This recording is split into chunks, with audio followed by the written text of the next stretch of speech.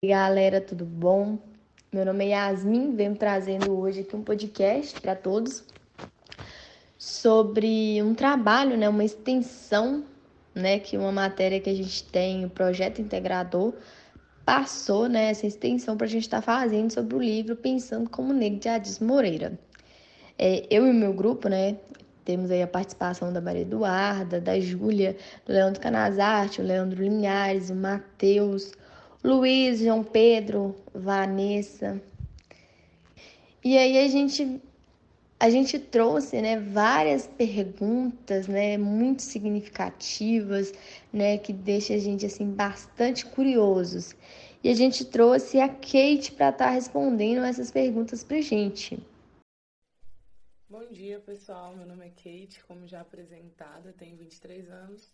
Estou estudante de Direito, sou formada em Gestão Pública, Administração e Segurança do Trabalho. E hoje eu estou aqui para poder responder algumas perguntas, né? Fui convidada para realizar esse podcast juntamente com os alunos de Direito da Rede Docto, do primeiro período. E estou aqui para poder tirar algumas dúvidas em relação a esse tema que é tão importante de ser falado, mas principalmente para gerar conhecimento para todos vocês.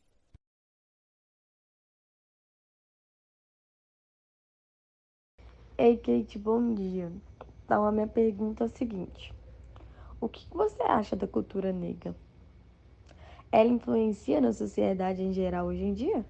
Sua pergunta é muito legal, Yasmin. E óbvio que sim, que a cultura negra ela influencia diretamente a nossa sociedade no geral. Até porque o Brasil foi o último país a abolir a escravidão. E quando esses escravos chegaram aqui no Brasil, eles já vinham com suas culturas. Então, eles já vinham com as suas culturas, com seus trajes, com suas religiões, com o seu idioma. Então, tudo isso, quando os escravos chegaram aqui, veio junto com eles, obviamente, né? Suas comidas, por exemplo, feijoada que a gente conhece. E isso foi um alimento muito consumido na época da escravidão. As religiões de matrizes africanas que até hoje nós vemos presentes no país, é, todas também vieram a partir da cultura negra. Então, influencia diretamente a nossa sociedade de forma geral, só que, infelizmente, ainda nós vemos uma certa resistência em relação a essa cultura. E digo isso a partir do momento em que a gente vê, por exemplo, religiões de matrizes africanas que são demonizadas. Então, nós vemos que ainda há uma resistência em relação à cultura negra no país, só que é algo que, querendo ou não, tem tido uma crescente muito grande, até porque a maior parte do país é negra, 54% do nosso país, do Brasil, é negro, então tem uma crescente, só que ainda assim há um preconceito muito grande, porque isso já foi fundamentado desde a escravidão pelo europeu, né? Então é uma coisa também que está na nossa estrutura e que vale pensar até quanto isso, de certa forma, exclui essa cultura também da nossa sociedade. Porque por mais que existe e influencie, ainda assim a gente vê também uma exclusão muito grande. Então é uma problemática não só para a gente poder repensar, né, sobre o quanto essa influência é importante, mas também para pensar o quanto é demonizado, o quanto é ainda reprimido, o quanto é ainda discriminado essa cultura negra. Porque é notório. Por exemplo, se a gente vê pessoas andando na rua com roupas tipicamente africanas, já tem um certo bloqueio. Então, vale se repensar também o quão a gente ainda discrimina essas culturas negras. Kate, bom dia. Então, respectivo ao meu tema, queria te fazer uma pergunta que é a seguinte: como a raça e, consequentemente, a cor da pele pode influenciar na concepção de lugar de autoridade ou de influência na sociedade? Você enxerga o direito do negro como subalterno? Vamos lá, Leandro. Para começar, a gente já tem alguns pontos a serem destacados que, primeiro, a gente não utiliza mais o termo raça para se definir negro. A raça é humana e, quando a gente vai falar do negro, a gente utiliza apenas a cor, como você citou à frente. Então, o termo raça, ele já não é mais utilizado para poder definir a pessoa negra, tá? Porque, querendo ou não, quando a gente utiliza o termo raça, a gente começa a subdividir grupos, como se tivesse raça negra, raça branca, raça... e isso não existe, tá? Então, por isso, a gente não utiliza mais o termo raça. E sim cor, como você citou. E aí, quando a gente fala, né, igual você me perguntou, da influência da concepção de um lugar de autoridade em relação às pessoas negras. Quando a gente fala do negro, e como eu já citei, até mesmo na resposta que eu trouxe para a Duda, a gente não consegue enxergar o negro nesses lugares de representatividade e, consequentemente, autoridade. Então, isso é notório e influencia diretamente a chegada do negro nesses lugares, né? Pela estrutura a qual a gente já carrega, pela estrutura que já tem presente no nosso país. Então, isso já dificulta muito, onde a gente só tinha o negro como subalterno, num lugar de inferioridade. Então, quando você começa a ver uma pessoa negra alcançando lugares altos, isso causa um estranhamento não só do negro mesmo em si, mas também social, por conta dessa estrutura que a gente traz desde a escravidão. E a gente já sabe disso, né? É uma coisa que já é muito pautada e a gente sabe o que é o racismo estrutural. Então, infelizmente, ainda no nosso país, mesmo que você tenha dinheiro, boas condições financeiras, mesmo que você tenha um local de destaque, ainda assim, as pessoas utilizam muito da cor para definir até onde você vai ou não chegar. Fato disso é que nessa semana a gente teve um caso claro com o Vinícius Júnior. Vinícius Júnior é considerado um dos melhores jogadores do mundo na atualidade e ainda assim as pessoas utilizam da cor para proferir palavras de racismo, para agredir, para poder inferiorizar de certa forma. Então, não importa o quanto de dinheiro que o Vinícius Júnior tem, o quão destaque ele tem no Real Madrid, ele ainda é um homem preto. E o fato dele ser um homem preto, querendo ou não, faz com que a sociedade, por sua estrutura, inferiorize o seu corpo, inferiorize quem ele é, mesmo que ainda assim ele seja um dos melhores jogadores da atualidade. Então, a cor da pele, sim, influencia diretamente aonde você vai chegar, porque a sociedade diz que você, pessoa negra, não pode estar nesses lugares, pela falta de representatividade, pelo racismo que é estruturado e por outros fatos que, se a gente for citar aqui, eu vou falar mais 1 hora e vai ficar até meio cansativo, mas infelizmente, ainda assim, a cor da pele, ela faz com que a sociedade defina até onde você pode ir. Não enxergo, né? Como você me perguntou na segunda parte aí, eu não enxergo o direito do negro como subalterno. Por que que não? Falando do direito quanto norma, como lei jurídica, eu não enxergo como subalterno porque o direito ele é feito para ser abstrato, para abranger todas as pessoas. Então, não consigo perceber no direito, como lei, como norma, esse lugar de subalterno em relação ao negro, porque o direito ele tá para defender os direitos humanos, os direitos das pessoas. Então, como a gente já não tem essa subdivisão de raça, não tem como eu falar para você que o direito ele só vai funcionar para a pessoa branca. Só que, infelizmente, como eu já disse, em relação à nossa estrutura, ainda assim temos uma sociedade cujo utiliza desse racismo estrutural, dessa vivência que nós temos em relação a um país que foi escravista, ou seja, um país que viveu economicamente em prol da escravidão. Ainda assim nós temos uma falta de dignidade para a pessoa preta. Então você vê pretos morrendo muito mais, as balas perdidas, né, que sempre são ditas, sempre encontra o corpo negro. Então a dignidade humana do negro, mesmo que na lei, na norma jurídica, não seja, né, explícita e seja subdividida por cor, ainda assim a sociedade brasileira, a sociedade em si, ela define quem chega, quem fica, quem sobrevive, quem morre. Tem até uma música do Emicida que fala exatamente disso, que fala que a felicidade do branco é plena e a felicidade do preto é quase.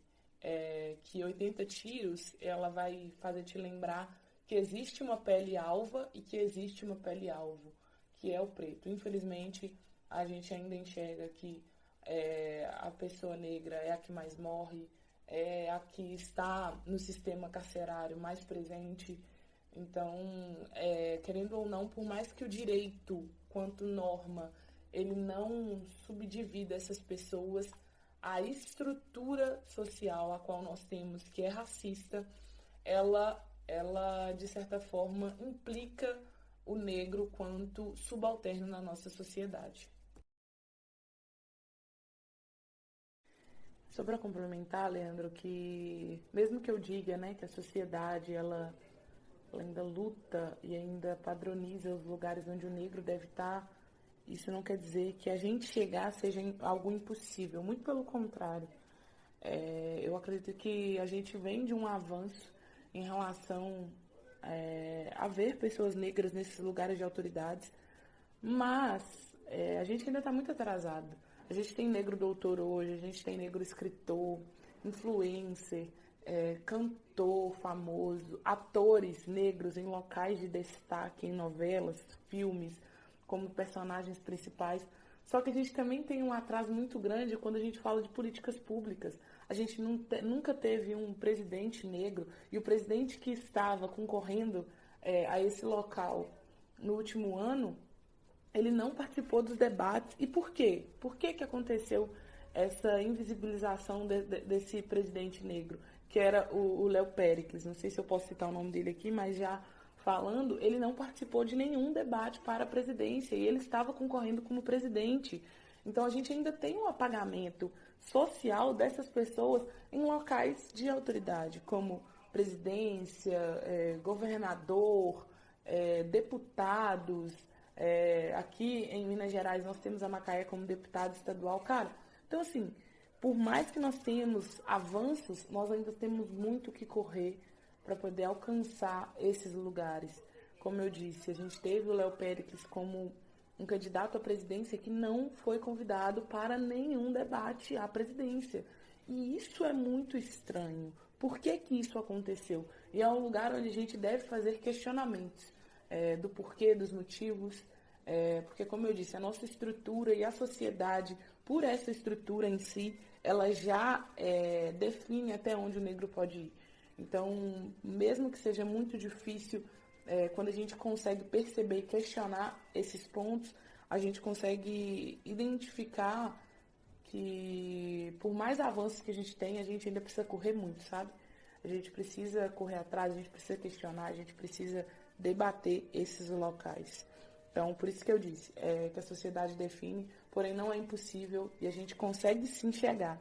Mas a gente consegue chegar principalmente quando a gente percebe esse apagamento da sociedade preta, da cultura preta nesse lugar. Bom dia, Kitty. Primeiro eu gostaria de fazer uma pergunta, né? Que é como lidar com a falta de autoestima e autoconfiança dos negros e também a respeito de que forma podemos nos conscientizar e agir coletivamente para a mudança social de fato ocorrer. Então, João, na verdade, foi um processo de aceitação que eu precisei fazer e de autoconhecimento também de quem eu era e de quanto a minha ancestralidade se conectava com a Kate do presente, sabe? Então, eu já passei pela falta de autoestima durante muito tempo da minha vida, só que com esse processo de aceitação, eu consegui mudar isso e eu só consegui perceber quando eu me conectei com a minha ancestralidade e quando eu consegui ver papéis de representatividade a qual eu conseguia me enxergar.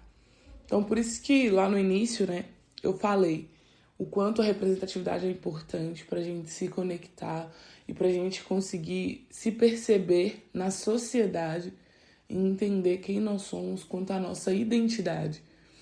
Então, a autoestima e a autoconfiança, ela vem junto com tudo isso. Mas é muito difícil, principalmente por essa falta de representatividade que eu já citei.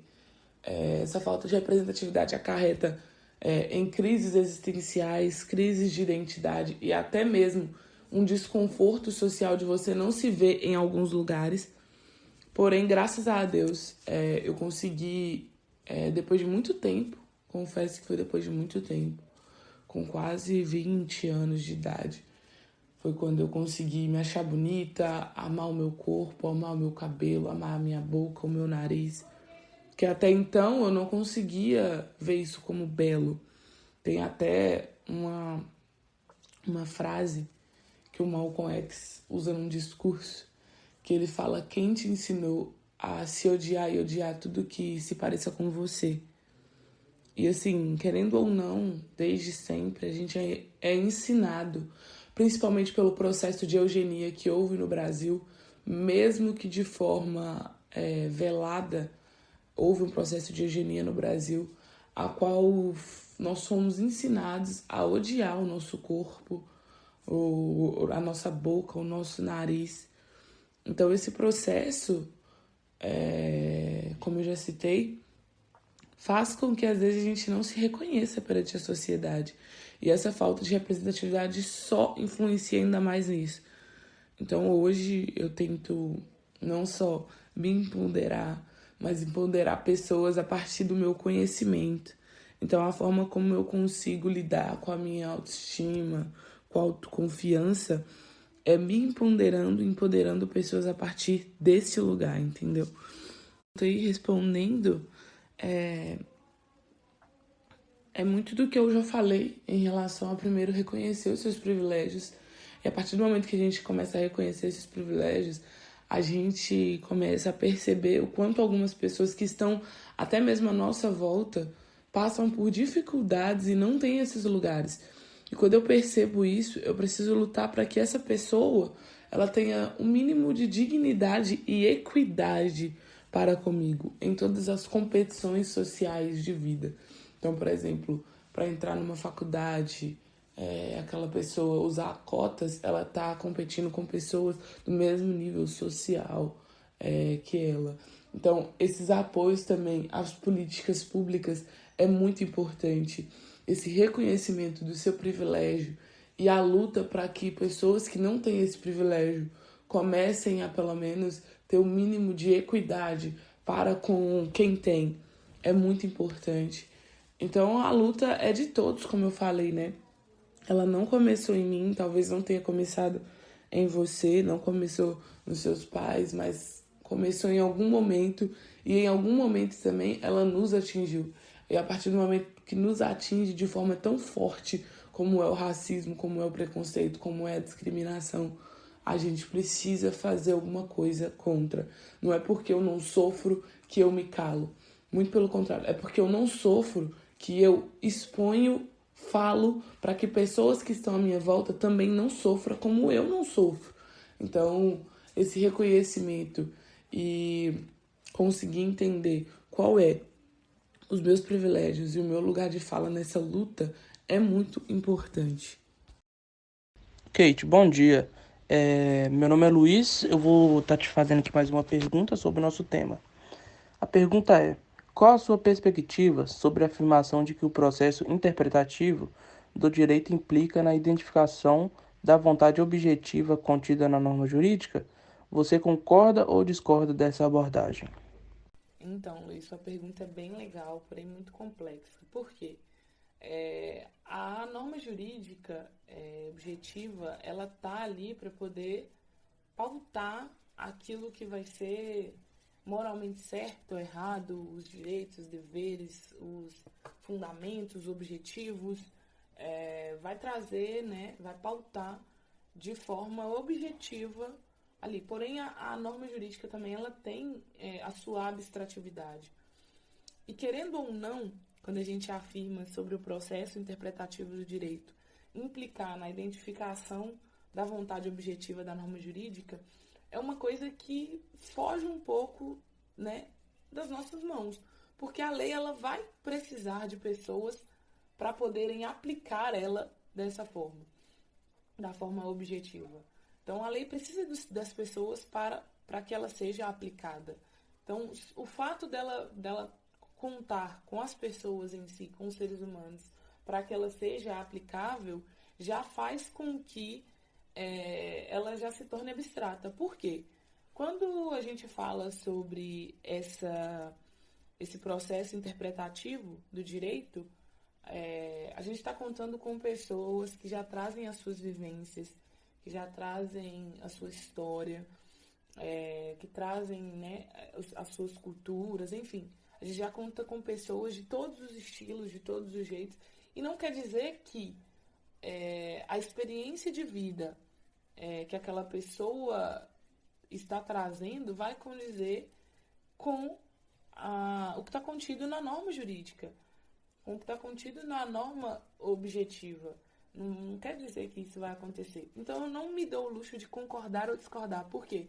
A partir do momento que o direito ele precisa de pessoas, faz com que ele já seja abstrato e amplo. Então, não tem como a gente falar que o direito objetivo e a norma jurídica vai ser aplicada da forma como ela está descrita. Isso é impossível, porque ela é feita de pessoas. Então, cada caso é estudado a partir dessas vivências. Então, eu não me dou o luxo de concordar ou discordar por esse fato, mas é óbvio que o processo estrutural da nossa sociedade, do Brasil em si, ele já traz, como eu disse na resposta do Leandro, ele já traz uma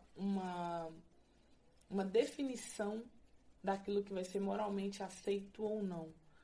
Então, isso vai mudar constantemente, de certa forma.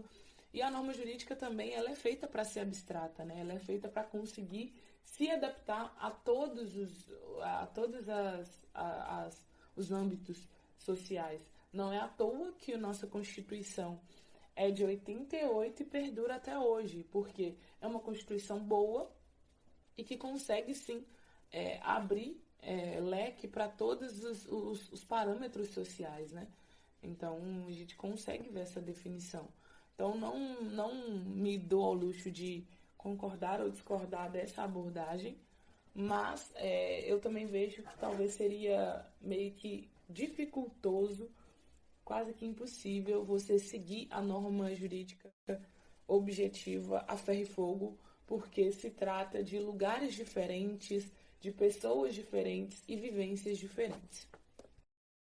Bom dia, tudo bem? A minha pergunta seria: o que você está fazendo ativamente para combater o racismo e como cada um de nós pode contribuir na luta contra o mesmo? Então, muito obrigada pela pergunta, Vanessa. Eu acho que é uma pergunta importante que todos nós temos dúvidas. O que eu tenho feito ativamente para poder combater o racismo? É não me calar, cara. Eu acho que, principalmente eu, quanto mulher preta retinta, eu consigo perceber o racismo em vários locais, vários momentos. Até porque também, além de sou ativista e estudo um pouco mais sobre essa causa, então eu consigo perceber em vários âmbitos, até mesmo por olhares, coisas que talvez alguém que não está nesse lugar não vai perceber. Então, a minha forma de combater é não me calar diante dessas situações, é não me calar em nenhum momento, é expor esse local de incômodo, de indignação, repassar conhecimento para aquelas pessoas que não têm, que às vezes a pessoa ela está falando e está usando termos racistas até mesmo sem perceber. Então, eu tento passar o conhecimento para essa pessoa, mesmo que ela não saiba. Ok, que nós estamos no século XXI e acho que é um tema tão falado, tão comentado, que é difícil as pessoas não terem o mínimo de conhecimento em relação a ele. Mas ainda assim a gente percebe um atraso social, a qual dificulta essas informações. Então, assim, minha forma de combater é não me calar diante de todas essas situações que eu perceba de racismo. Não só não me calar como ativista, mas principalmente repassar um conhecimento que, se eu sei, eu posso passar.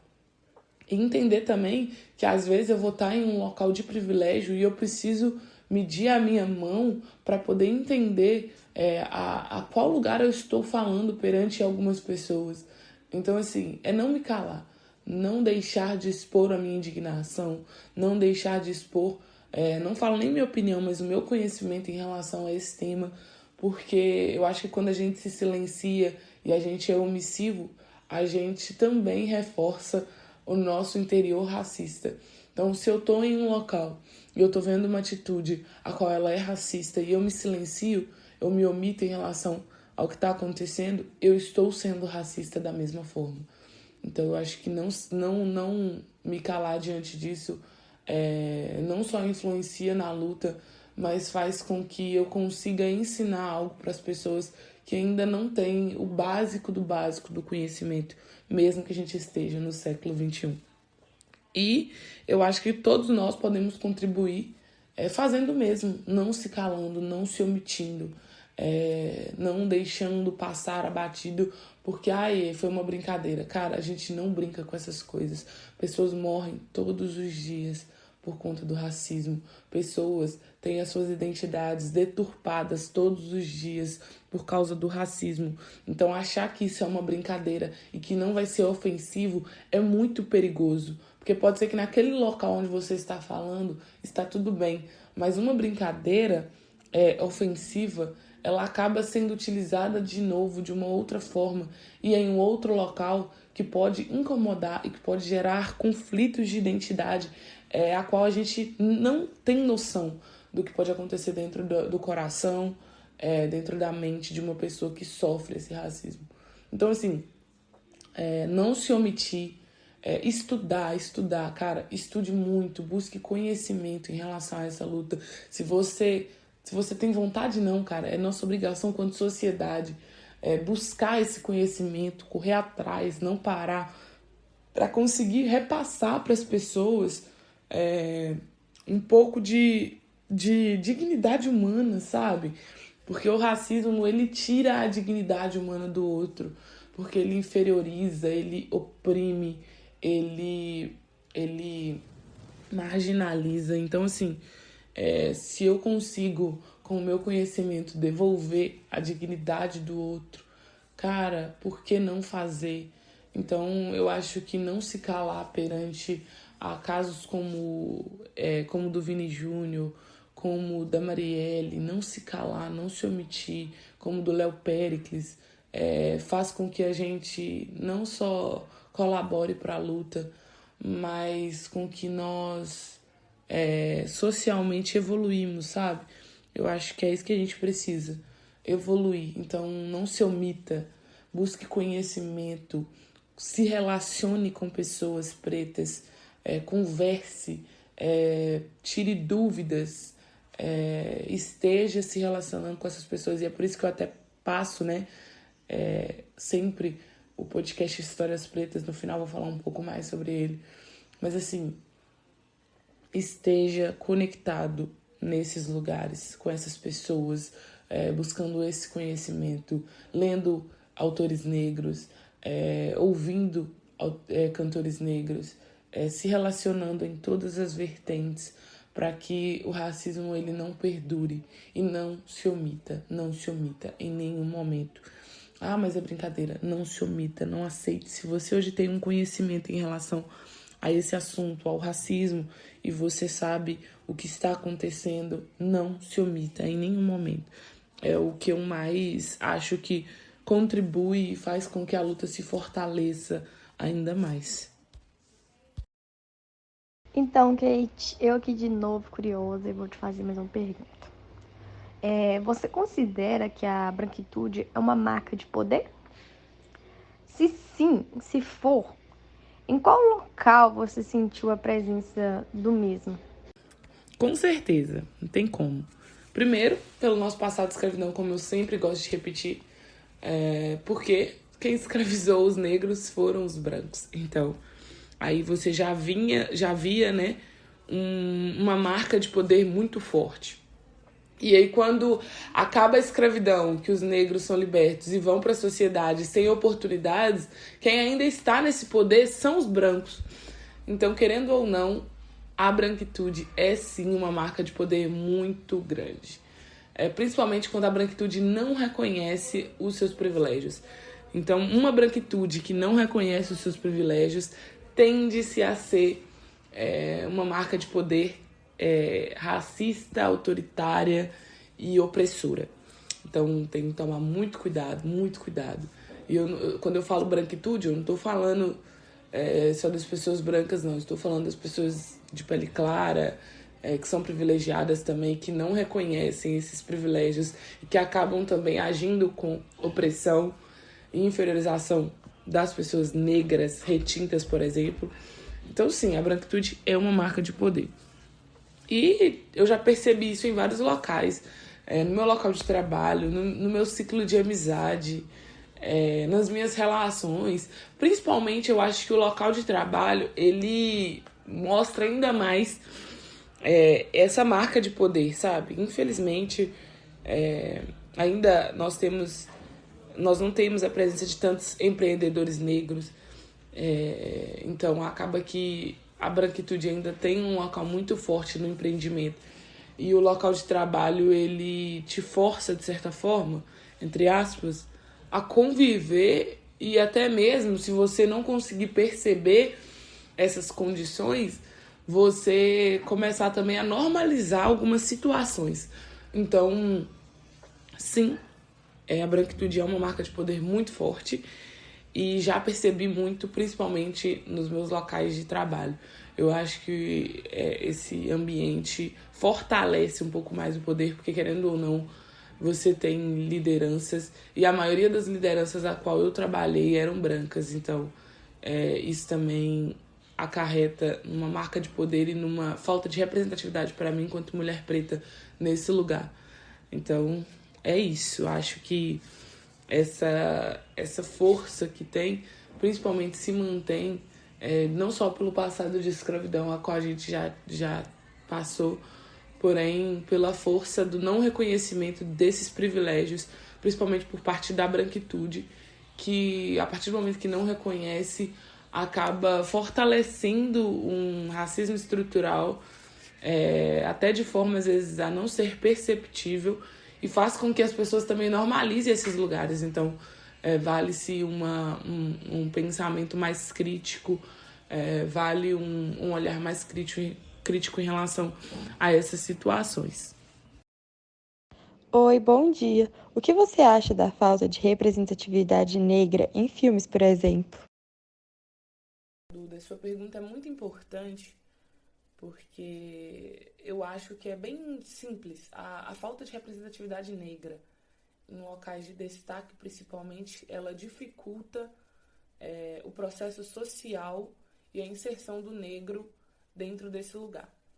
Porque muitos anos, né, muito tempo, por décadas, a gente só conseguia ver negros em lugares subalternos. E isso acarreta em pessoas negras conflituosas, que geram crises de identidade, que geram um desencontro social, a qual você não consegue se perceber em alguns lugares de destaque. E isso dificulta a evolução da pessoa negra quanto um local de destaque. Quantas pessoas negras nós temos, artistas negros, que são muito bons no que fazem, que não são reconhecidos, e às vezes o questionamento não é reconhecido porque não investe nisso ou naquilo, mas infelizmente o racismo estrutural faz com que esse reconhecimento ele não aconteça de forma natural. Eu participei de uma palestra no Baobá, eu até citei que muitas das vezes, por exemplo, eu sou influencer digital, além de estudante de Direito, e muitas das vezes eu percebo que as pessoas elas preferem pagar por uma pessoa branca do que por uma pessoa preta. Eu, nesse lugar, né, como mulher preta e retinta, tenho ainda mais dificuldades para conseguir anúncios, para conseguir propagandas, para conseguir publicidades. E por quê? porque a sociedade, de forma estruturada a partir da escravidão, que acabou tem pouco tempo, e eu gosto de lembrar que tem pouco tempo porque está ali atrás, faz com que a gente não consiga perceber as pessoas negras desse local de destaque.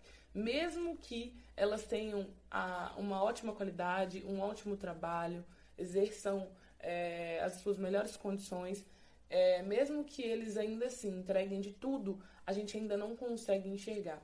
E eu acho que essa falta de representatividade, ela acarreta em várias crises existenciais, crises de identidade.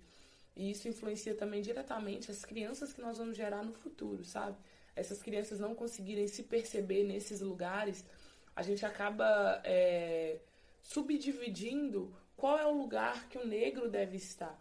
E isso é uma problemática muito grande, principalmente quando diz respeito à sociedade. A minha pergunta é: qual a importância das pessoas reconhecerem o seu privilégio e como isso pode ajudar na luta antirracista? Ei, Júlia, prazer. Então, a sua pergunta é fundamental para a luta antirracista. Por quê? Eu só consigo reconhecer o racismo presente em mim quando eu reconheço os meus privilégios. E todos nós, quanto estrutura social, temos um pouco de racismo instaurado dentro da gente. Infelizmente. Até eu mesmo, quanto mulher preta retinta, tenho sim algumas falas, algumas atitudes que são racistas. Por mais que sejam involuntárias, ainda assim existe esse processo. Então eu só consigo ajudar na luta antirracista quando eu reconheço esse privilégio. O reconhecimento desse privilégio é o primeiro passo para você buscar a mudança, o conhecimento racial e principalmente apoio à luta antirracista. Então, o reconhecimento do privilégio, eu sempre tenho o costume de dizer que, de fato, é primordial para que você comece a entender sobre racismo e lutar contra esse racismo, né? Infelizmente, como eu já disse, nós temos uma estrutura a qual ela já vem de um país escravocrata, cuja sua economia girava em torno da venda de escravos, e nós tínhamos isso como um objeto. Então a pessoa negra era vista como um objeto mesmo, não como ser humano, mas como um objeto. É como se você trocasse de carro, você trocava de escravo. Então, assim, a gente já vem com uma estrutura muito pesada. E quando a gente precisa reconhecer esses privilégios quanto sociedade, então você pessoa branca, você preto de pele clara, até mesmo preto retinto, que muitas das vezes tem atitudes racistas, quando você reconhece esses privilégios, é que você entende a magnitude disso tudo que eu disse agora, e você consegue perceber o quão as nossas mãos estão sujas de sangue e sangue negro. Porque o Brasil ele foi fundamentado, ele foi construído a partir de mãos negras. Então, se hoje o branco tem uma casa e o preto não, é um privilégio. É um privilégio porque se eu construir e eu não consigo usufruir daquilo que eu construí, eu fui escravizado para que aquilo acontecesse, para que você, outra pessoa, que não precisou mover uma palha dessa condição, tivesse um teto. Então, assim, a gente já vem de uma estrutura a qual o branco, as pessoas de pele clara, estão nesses lugares. Conhecimentos muito maiores, estudos avançados. Aí quando surge a lei de cotas em 2012, há um burburinho muito grande de que o preto é igual, não sei o que, não sei o que lá, que isso é só para poder discriminar ainda mais. Cara, não existe isso. Isso é uma equidade, que é o que a gente busca, né? O antirracista, ele não busca igualdade, ele busca equidade, que é você tratar os iguais em sua igualdade e os diferentes com suas diferenças, e desse jeito você conseguir equalizar e equilibrar todas as áreas, né? Então, o privilégio e o reconhecimento desse privilégio é primordial para a luta antirracista. E a luta antirracista, ela não se faz só de negros, só de pessoas negras. Ela não se faz só de pessoas negras. Eu sempre falo, eu não comecei a escravidão, porém ela nos atingiu. O racismo me atingiu, ele nos atingiu quanto sociedade. Isso é notório quando a gente vê em 2023 um atleta sendo xingado por todo o estádio, sendo chamado de macaco, quando a gente vê uma mulher preta dentro de um avião, onde ela é acusada de ser criminosa por carregar o seu notebook e ela é retirada desse avião. Então a gente vê o racismo em todas as áreas, em todos os cantos, em todos os momentos. E esse lugar não é só da pessoa negra.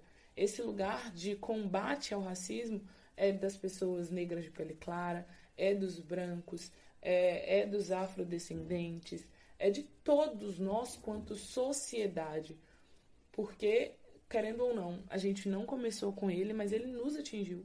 E a partir do momento que nos atinge, é que a gente precisa ter uma mudança de comportamento e de percepção. Além do reconhecimento do privilégio, combater. Como é que eu vou combater? É falando, é expondo, é entendendo o lugar que eu falo, porque muito também se diz sobre o lugar de fala. Ah, mas eu não tenho lugar de fala. O lugar de fala na luta racista é de todas as pessoas, é de todas as pessoas.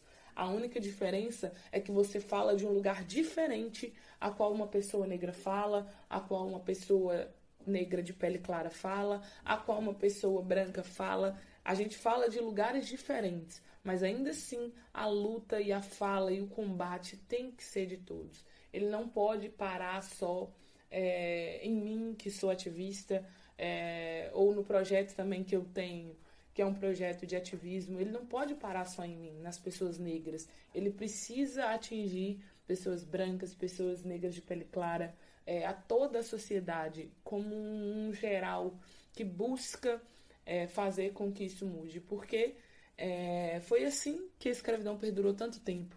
Foi com o apoio de todas as pessoas, foi com o apoio da religião, foi com o apoio das pessoas brancas, foi com o apoio dos portugueses. Foi assim que a escravidão durou tanto tempo. E por que que o racismo, que perdura até hoje, a gente não vai conseguir se unir? Vamos mudar essa concepção. Ninguém nasce odiando ninguém pela cor de sua pele. As pessoas são ensinadas o tempo todo a odiarem uns aos outros. Então, se é até uma frase do Nelson Mandela, se as pessoas aprendem a odiar, elas também podem aprender a amar. E o amor é o fundamento que faz com que a gente consiga mudar essa concepção de racismo, de preconceito, mas principalmente compreender os meus privilégios e o quanto o meu privilégio ele pode mudar o meu conhecimento para que eu torne uma pessoa antirracista. Porque o antirracismo não é só você reconhecer os seus privilégios, é o reconhecimento dos seus privilégios e, a partir desse conhecimento, a luta para que aquela pessoa que não tem o mesmo privilégio que você se equalize nesse lugar. Oi, Kate, tudo bem? Eu gostaria de saber de você o porquê do destino social de um homem negro estar relacionado com o destino social das pessoas negras. Então, Matheus, a gente pode citar três coisas aqui básicas que vão limitar o negro e, querendo ou não, a sociedade negra como um conjunto. Primeiro, o passado histórico racista que nós temos, a desigualdade e a opressão. Então, são três fatos que, de certa forma, eles já vão definir o destino social do homem negro e, consequentemente, das pessoas negras no geral.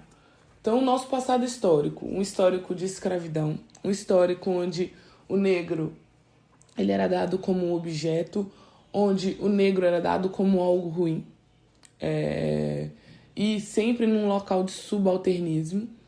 A opressão, que sempre existiu, então até quando houve a assinatura da Lei Áurea, que permitiu a liberdade dos negros, entre aspas, porque a gente sabe que não foi isso que aconteceu. O negro era dado como marginal, como vadio, em que causava badernas na sociedade, na cidade, e a opressão, que vem a partir dessa estrutura em conjunto à desigualdade e traz o racismo consigo como forma de inferiorizar, oprimir, marginalizar e voltar a colocar o negro em um lugar de subalternismo.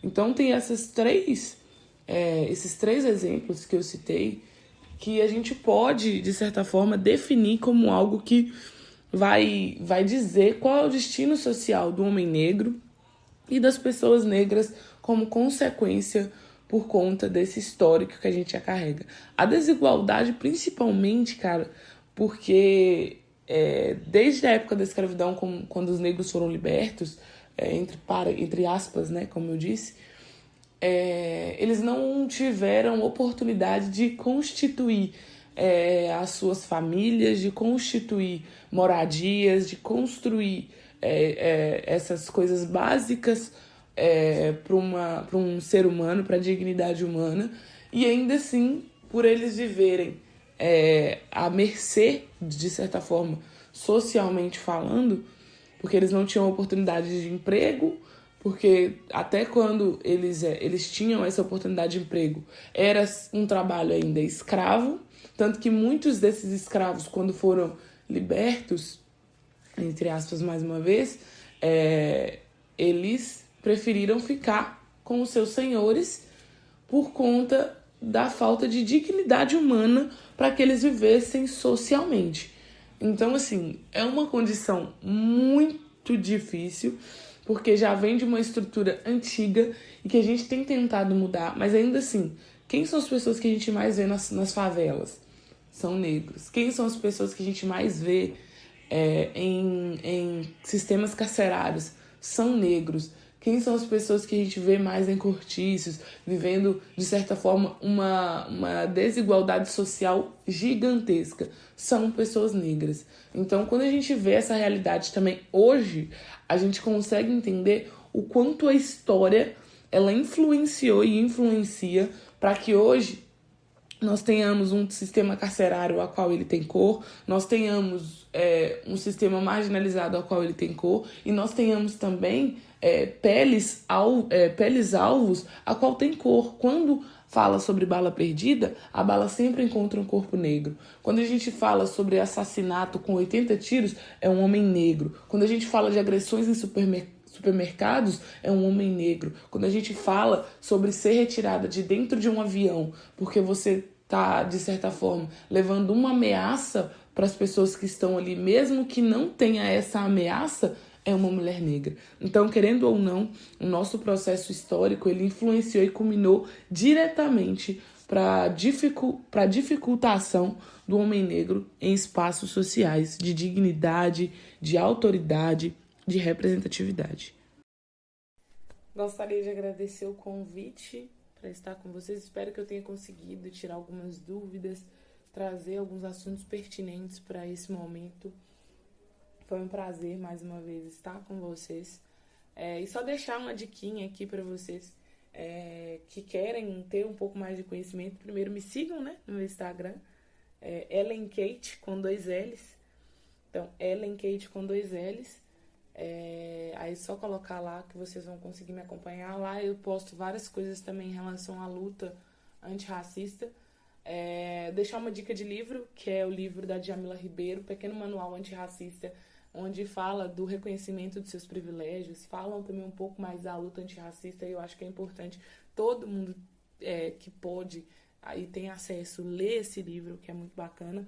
E deixar também uma dica de podcast, que é o podcast Histórias Pretas, que traz também várias histórias de ativismo, da luta antirracista, não só de pessoas brasileiras, mas também de ativistas quilombolas, africanos. Então, acho que vai ser muito legal para o conhecimento de vocês.